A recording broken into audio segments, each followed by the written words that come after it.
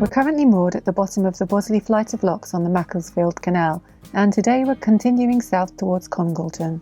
Once we reach the end of the Macclesfield Canal, we'll rejoin the familiar territory of the Trent and Mersey. From there, we won't be exploring anywhere new until we've crossed the Midlands again and reached the junction of the River Trent, River Soar and Erewash Canal. And from there, we plan to continue along the Upper Trent towards Nottingham for the first time.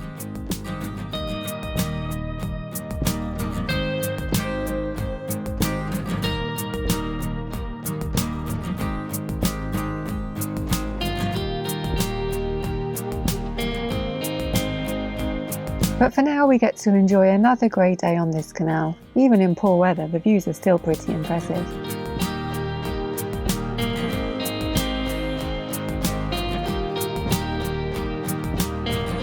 The navigation follows a high embankment here and takes us across the River Dane Aqueduct.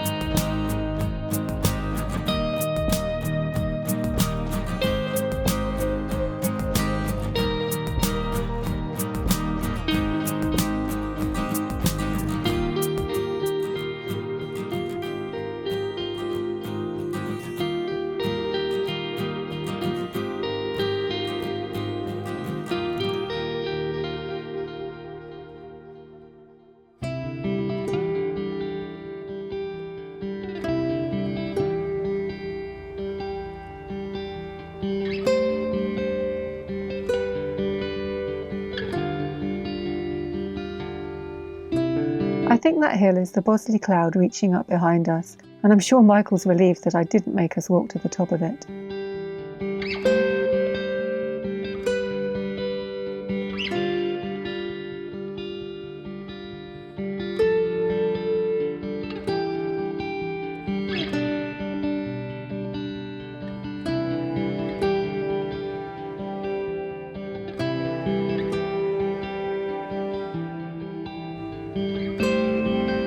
The West Coast Main Line railway line crosses the canal above us on this bridge.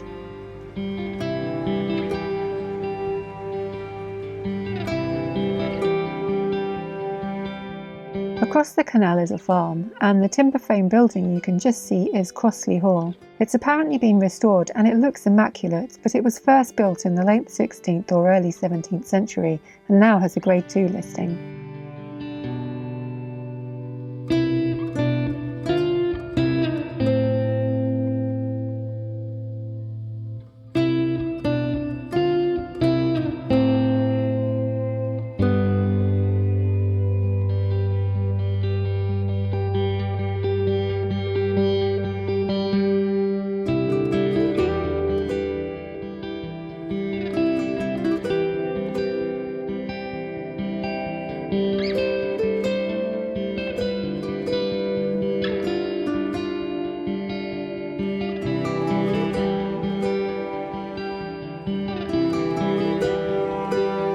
It's just over 4 miles from the bottom of the Bosley flight where we moored last night to Congleton, and the route takes us through lots of lush green countryside.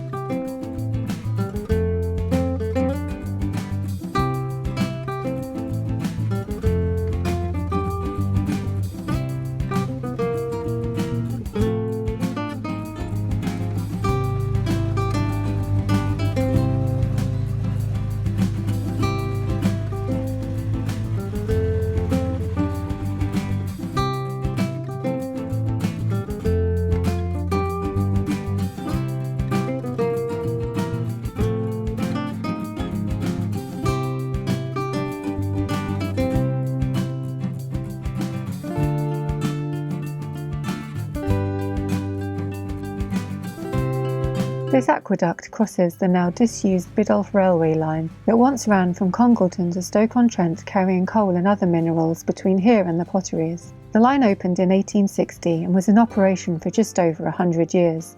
The route is now used as a walking and cycling path and is known as the Biddulph Valley Way.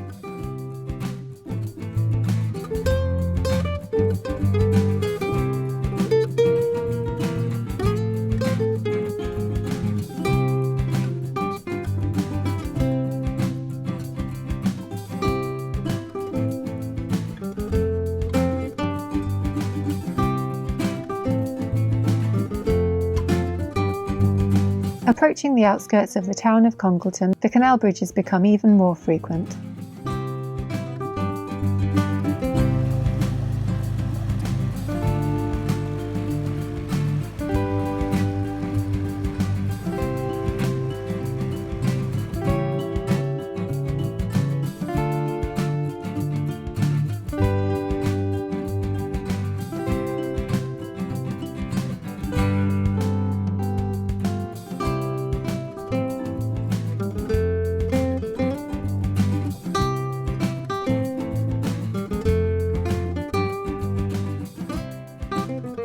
So, we're here. Just a short little cruise. I think it was about 4 miles, wasn't it? Yep. Most of which was spent on a straightaway. Or at least seemingly. There's like a whole long series of bridges in a row, maybe 6 bridges in a row. Yeah. It's just like dead straight. Came around the corner, the boat that had left ahead of us, which had gotten quite a long ways ahead, was probably about 2/3 of the way down, so I was watching that as it disappeared around the corner. And then he moored up back there, and the other boats that were behind us that you could also see when you got to the big... Yeah, well, they were about 1.5 miles behind us when I could see them, and they came around the corner and hit the straightaway. So they were like a long way behind us. So yeah, we found ourselves here between Bridge 75 and 76. Well, that makes sense, logically. And yeah, we're in a cutting. Yeah. And apparently there are some nice moorings just by the aqueduct, and it's a slightly quicker walk to town, but we kind of got here and thought this looks nice, so let's just stop. Yeah. And it's only slightly quicker. It's like a couple of minutes or something. So it was like 4 minutes round trip. Not a big deal. No, and it was a lovely cruise down. It was really rural, mainly just like grazing fields, and then the last bit was a little bit woody. Yeah. And we're right beside a pub that apparently serves food all day. So maybe. Probably not. Probably not. Yeah. But we've got no groceries right now. So there's a temptation. Yeah. Yeah. So yeah, we're gonna pretty much go straight off to Aldi Morrison's, which is about a 20-minute walk away. So it's not the best, the closest, but we don't have a choice because our fridge is empty. Empty, completely empty. So we're gonna load up with like fruits and veg and all the sort of basics. Luckily, though, I think we don't have any of the heavy liquid stuff we have to bring back. We pretty much stocked up on the heavy stuff when we were moored right next to grocery stores. And then either later this afternoon or probably tomorrow, we're going to meet up with my mum's friend, who's very kindly taken in a lot of parcels for us. So be nice to say hello and be social. Yes, and then we'll have to do an unpacking video for some very strange things I've received. No. I'm going to have the comments. People are going to be like, what have you ordered? I've ordered a soldering iron and a bunch of electrical stuff to do I'm going to build a keyboard kit. Anyway, it was just a thing that got into my mind as being kind of an interesting thing to do and a useful way to spend time if and when we sort of get stuck for a while. Split ergonomic mechanical keyboards. Not necessarily a thing people would find remotely interesting. Michael's got the most ridiculously fast typing speed. But I call myself the world's fastest hunt and pecker. Because he does this. Yeah. But you can type. I don't actually. I touch type with my left hand. My right hand roams around. And the reason why my right hand has to roam around is because, frankly, I'm wider than all the keyboards. Yeah. So if I hold my hands in the proper home row for touch typing, I have to like severely bend my wrists. Which has always led to a great deal of pain. But I am, in the 70 to 80 word per minute sort of range. Fast. So I'm like the world's fastest hunt and pecker. So it's be interesting to see if you get even faster when you have this keyboard set. Yeah, I doubt I'll get any faster. The thing I'm looking for is trying to figure out a way of limiting the pain in my wrist, basically, because I have... From the bad position. Yeah, I do a lot of typing, and when I do a lot of typing, I find myself having quite Not exactly like severe damage. I've had carpal tunnel before, and that got treated, and it worked out with physiotherapy after a while. I've had problems with like knuckles locking up and stuff over the years. I think most people think faster than they type anyway, and so for you that's an issue. Yeah, my problem is I've typed much faster than I think. So. Think faster than you type? Huh? What? No, you don't. Thinking faster than you type isn't so bad because at least you get good ideas. My problem is my brain is just like, I'm ahead of myself on typing. I'm like, I don't really know what I'm thinking. I gotta catch up my hands. This is a nice boat. Yeah. Samuel Fletcher. Oh, Buddha. Yeah, it's a lovely boat. Hey. And there's another one coming. Yeah. So, once I get done doing the Tyrannosaurus Rex thing, yeah, I'm going to be building a keyboard, at least, but it's going to take like quite a while. I'm not like dedicating instantaneous time to it, and I don't even have all the parts yet, I don't think. But we'll see when you unpack the box. Yeah, which has been repacked, so it's not even going to remotely resemble what the original packaging was. And the other thing that's arriving is when we went to my mum's in March, when we thought we were flying to Canada but didn't, I left his clippers. Not my clippers. I left George's clippers there because I thought we'd be in London a bit more this year. And I thought it's just easier to clip George in a house. In a garage. We did it in Mum's garage. Yeah. So George hasn't had a haircut since March. So finally I asked Mum to post his clippers. So he doesn't know yet, but his hair's going to get trimmed because it's really wispy in his belly and in his...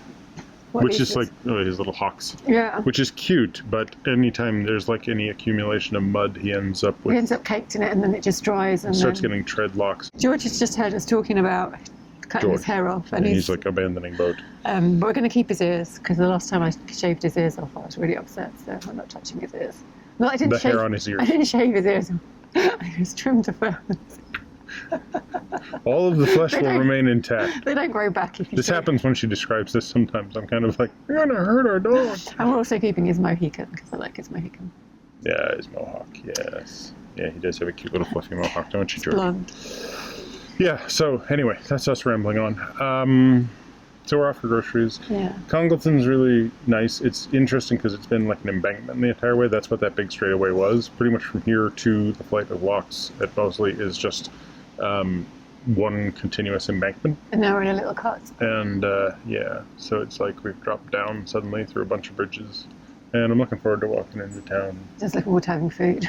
And then on Sunday, which is now 2 days away, we will be heading down and through the Harecastle Tunnel, which will be interesting because apparently at around the same time another named storm is arriving. So maybe I won't walk over the top this time. Yeah, we'll see. But yeah, you have to book in advance. You have to book the Harecastle Tunnel in advance at the moment. Before, not the storm.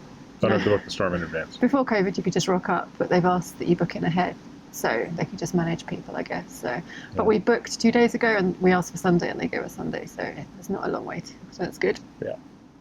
So looking forward to being we'll be back on territory we've known. Yeah. So this is the last bit of new territory. Yeah, the next stretch that we do on the next video will be the last bit of new territory until we actually make it. The book stack. Yeah. Plus or minus possibly a couple of tiny little places we didn't make it to. In Birmingham? In Birmingham. Or on the BCN, not in Birmingham. But then it's to the junction with, it's the Upper Trent. So when we get to the Upper Trent, we'll be back on new territory again. Yeah. So we're moving, we're cruising, we're getting there, and then the wash. Yeah, it's cold, it's wet. We don't know what'll happen before then. But anyway. That's it for now. So thanks for watching. Give us a thumbs up, comment down below, subscribe if you haven't already. Subscribe to Minimalist Maximal Velocity if you want to get our time lapses, and ring that bell if you may or may not get notifications, because nobody seems to know what's going on with YouTube and notifications. Nobody knows what's going on with Yahoo anymore. Nobody at all. Except for this Yahoo over here. Which one? This one. Oh, okay. Yeah, because I actually do know that Yahoo still exists, but nobody uses it. We're going to hang up now. Click.